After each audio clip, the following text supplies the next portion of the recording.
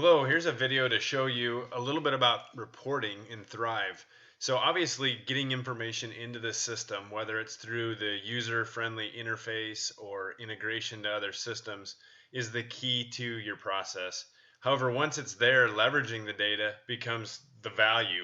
So a couple different ways to look at within Thrive, ways that you can do that. There's reports and there's dashboards. I'm going to go ahead and open one of the dashboards here. And you can see that you can have multiple dashboards. So people have found value in this for one-on-ones or displays in your company that shows, an area or holistically how we doing as a plant. And you choose which reports you want onto a dashboard. So as you put those onto the dashboard, this would be just an example where you might have some non-conformance in safety or tracking of hours or PMs, or just as an example. There's a lot of different ways that you can set your charts up, and you can have these refresh. So then these become live as information comes in. So if you're doing them as a visibility or just a shared KPI, this is all in one spot for you. So a bunch of different options in here, right down to the text that you can click from and go right to, in this example, an NCR. So we'll go ahead and open one of these reports just to get an idea. This is a Ncr Aging Report as an example. I'll make this a little bigger. So this is the actual report. You can see in here what aging is on this test system that we're doing. If I wanted to, I can drill down and look at just the 16 to 30 days. So you can see there's one. If I come down here, you'll see the one that's specifically in there. And you choose which fields you want on. Our philosophy is really to let your users leverage the data. So, there's one rule, one kind of philosophy of IT builds some reports and you see them.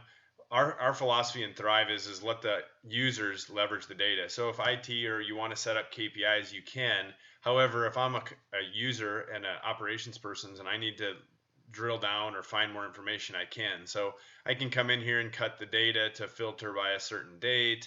I can see my one NCR, and from here I can actually click and open up my NCR to find the details of what it was, who was working on it, is it open, assignments, whatever it might be. So you can drill down. I'm going to take this drill down off and open it back up.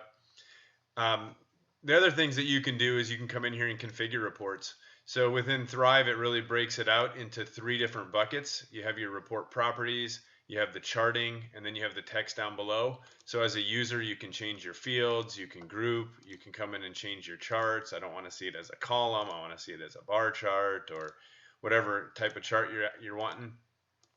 You can also come in and create subsets of these. So maybe I want to know by date, but I have a subset of information by a certain type of NCR. I could do that. And then you have a bunch of different options on appearances. So you can come in, and you saw some examples on the dashboard, but you control how you want your look to be, or your legends, or again a bunch of just appearance things. You can change color palettes.